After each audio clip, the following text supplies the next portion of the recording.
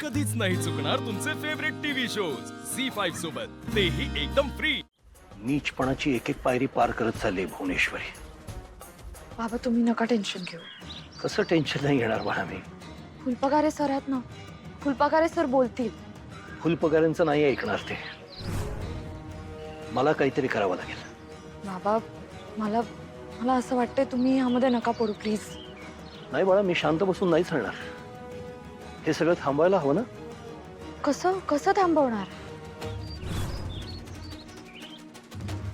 मला माहिती आहे यावर काय उपाय आहे।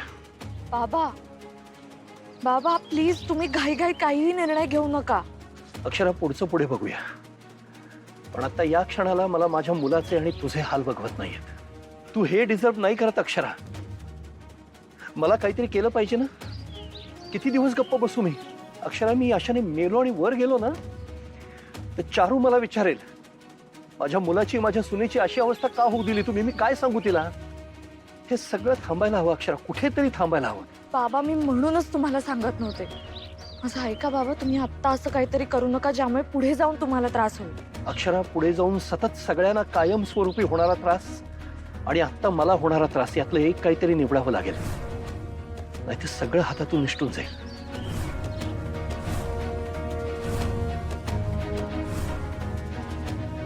आदेश नाव आहे ना हो तुमचं? मग तुम्ही काय स्वतःला आदेश देताय काय? मालकांच्या आदेशाची वाट बघत नाही वाटतं तुम्ही? तसं काही नाहीये मॅडम, तुम्ही आदेश देता मी तसंच काम करतो। तसं कुठं काय करताय तुम्ही? हा, तुम्हाला सांगितलं होतं नाही का आम्ही की आमच्या शाळेबद्दल पगाराबद्दल कुठं बी काही बोलायचं नाही। आमचे निर्णय कुणाला कळले नाही पाहिजे, सांगितलं होतं का नाही? हो मॅडम, सांगितलं होतं। अधिपतीनं का सांगितलं तुम्ही आम्ही पगार अडकवली म्हणून? नाही मॅडम, मी नाही सांगितलं। मग काय आकाशवाणी झाली आणि त्यांना कळलं काय? तुमच्याशिवाय ही गोष्ट कुणाला बी ठाव नव्हती, तुम्हीच पचकटला असणार त्यांच्या समोर। खरं सांगा आम्हाला। मॅडम सॉरी, पण ते अधिपती सर पगाराचं स्टेटस विचारत होते म्हणून सांगितलं मी। त्यांनी स्टेटस विचारलं, तुम्ही सांगितलं। उद्या आणखीन कुणीतरी विचारल आपल्या फॅक्टरी बद्दल, आपल्या कारखान्याबद्दल, मग काय तुम्ही फॅक्टरीतल्या सगळ्या सिक्रेट सांगणार वाटतं? नाही मॅडम, मी काय नाही सांगणार। जे सांगायचं नव्हतं ते पचकटून बसला ना तुम्ही। Sorry madam. हेच आहे तुमचं शिकलेल्या लोकांचं, खंडीभर चुका करायच्या आणि मग सॉरी सॉरी म्हणत बसायचं। Sorry madam. हो, चुलीत घाला तुमचं सॉरी। तुमच्यावर विश्वास ठेवला तेच चुकलंय आमचं। चला आता उठा, आमचं थोबाड बघत बसू नका। आणि त्या शिक्षकांचं काय पेमेंट करायचं ते करून टाका पटशिरी। हो मॅडम, माझ्याकडून फाईल कधीच अपलोड झाली, तुम्हाला आता तेवढं अप्रूव्ह करायचे ते कराल का प्लीज? आम्ही काय करायचं ते तुम्ही आम्हाला सांगू नका। Sorry madam. हो, कान किटले आमचे तुमचं सॉरी ऐकून ऐकून। परत तुमचं थोबाड दाखवू नका आम्हाला, आणि खबरदार आमच्या अधिपतींशी असलं काय बोललात तर। नाही बोलणार मॅडम। जा, चालायला लागा आता। हो मॅडम, ते मी लॅपटॉप ओपन केलाय, फाईल पण रेडी करून ठेवली। त्या इकडं टाकतो आम्ही पासवर्ड, बघा झालंय का ते? हो मॅडम, झाले। थँक्यू। वा, अगदी तुमचा पगार झाल्यावर आणि खुश होताय। चला आता निघा, काय पायगडे टाकायची वाट बघताय? निघा, आणि नाही आलात का आम्हाला तरी चालेल। येतो मॅडम। आता ना काही म्हणून सांगतोय ना आम्ही। ते आत्ता निघतो असं म्हणालो। या, आणि परत कधी तुमचं थोबाड दाखवू नका आम्हाला।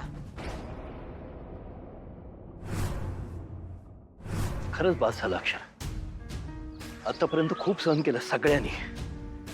आता स्टँड घ्यायला हवा, आता नाही तर कधीच नाही। म्हणजे नक्की काय करणार आहात तुम्ही? मी काय करणार आहे मला माहिती नाही, पण काय करायचं नाही हे माझं ठरलंय।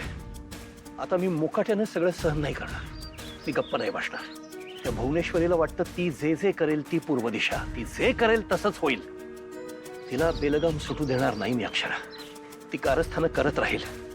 अधिपतीला आपल्या विरुद्ध फितवून तिला जे हवं तेच करत राहील ते नेहमी। आपण किती सहन करणार अक्षरा? अक्षरा, माझ्यासाठी एवढी रिस्क घेऊन तू तू मला बरं केलंयस, मला नवीन आयुष्य दिलंयस. तुझ्यामुळे मी माझ्या पायावरती उभा राहिलोय. तुझ्यामुळे मला हे आयुष्य मिळालंय. मी जर तुझ्यासाठी काही करू शकलो नाही तर या आयुष्याचा, या जगण्याचा काय उपयोग आहे अक्षरा? वाव, काय आहे असं? मी माझं कर्तव्य केलं बाबा.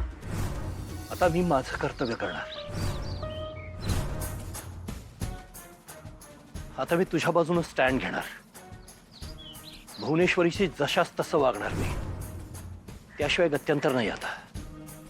बाबा माझं ऐका प्लीज, असं काही करू नका. तुम्ही एक केलं ना, त्यात दोन करतील. तिने 2 केलं तर मी 4 करेन अक्षरा. आणि आता याला पर्याय नाहीये. किती दिवस काय काय सहन करणार? माझ्या डोळ्यासमोर ती तुमचा संसार मोडतेय. चारूनं सुरू केलेली शाळा बंद पाडते. मी काय काय सहन करू अक्षरा?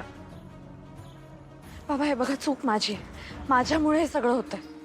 मी घर सोडलं, त्यामुळे माझं आणि अधिपतींचं बोलणं थांबलं. आमचा संवाद संपला, त्यामुळे गैरसमज झाले. या गैरसमजांचा भुवनेश्वरी मॅडमनी फायदा घेतला. एक एक कारस्थान करत गेले आणि जिंकतही गेल्या. माझं चुकलं बाबा. मी जर घरी असते तर माझं आणि अधिपतींचं बोलणं होत राहिलं असतं. इतका काळ आमचं भांडण टिकलंच नसतं. केव्हाच मिटवलं असतं आम्ही. मी घराबाहेर पडले म्हणून गोष्टी डिवोर्स नोटीसपर्यंत पोहोचल्या. माझं चुकलंय बाबा, सगळी माझी चूक आहे. मी घर सोडलं, ही चूक माझी आहे. अक्षरा असं नको म्हणू. मग मुळात सगळी चूक माझी आहे ना. या असल्या नीच बाईला मी घरात आणायला नको होतं. तिथून सगळं चुकत गेलंय. मला वाटलं नव्हतं का हे पुढं आयुष्यात माझ्या एवढं सगळं होईल. मला वाटलं होतं तिचं काम करेल, ठरलेले पैसे घेईल आणि निघून जाईल. हे असं बसतान बसवेल असं नव्हतं वाटलं मला. अधिपतीला चांगलं सांभाळायची म्हणून तिच्या एकेका चुकीकडे दुर्लक्ष केलं मी. पण विषवल्लीसारखी पसरली ती माझ्या घरात. सरड्यासारखे रंग बदलले अक्षरा तिनं. माझ्यासमोर वेगळं वागायची, अधिपतीसमोर वेगळं वागायची. आणि आज सुद्धा तेच करते. आणि हे त्या मूर्खाला, त्या अधिपतीला कळत नाही. कळेल बाबा, त्यांनाही कळेल. पण आपण भुवनेश्वरी मॅडमचा खरा चेहरा सगळ्यांसमोर आणायचा म्हणजे आणायचाच. कधी अक्षरा? हे सगळं कधी होणार? आणि आज जे ती डॅमेज करते ते आपण कसं सावरायचं? अक्षरा, रोज रोज गोष्टी आणखी आणखी बिघडत चालल्यात. माझ्या एका मूर्खपणाची शिक्षा तुम्हाला भोगायला लागते का? हे सगळं माझ्यामुळे होतंय अक्षरा. आणि आता हे मलाच निस्तरावं लागणार आहे. तुम्हा दोघांना हा जो त्रास होतोय ना, आम्ही नाही बघू शकत. आणि अक्षरा, अधिपती भुवनेश्वरी समोर काही वाटेल ते बोलू दे, पण तो तुझ्यावर प्रेम करतो. मला माहितीये बाबा, मला माहितीये आमचं नातं नाही तुटणार. भुवनेश्वरी मॅडमने काहीही केलं तरी माझा खूप विश्वास आहे बाबा आमच्या नात्यावर. तुमच्या नात्यासाठीच मला आता शांत बसून चालणार नाही अक्षरा. मला काहीतरी करावं लागेल. इतकी वर्ष मी माझा हट्ट धरून बसलो होतो. माझी चूक झाली ती. आता माझी चूक सुधारावी लागेल मला.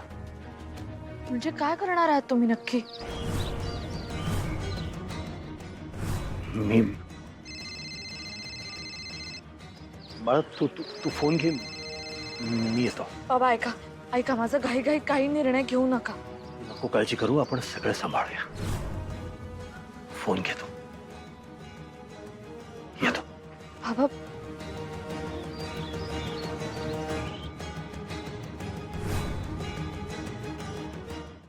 झी 5 ॲप डाउनलोड करा आणि पहा सर्व एपिसोड्स एकदम फ्री.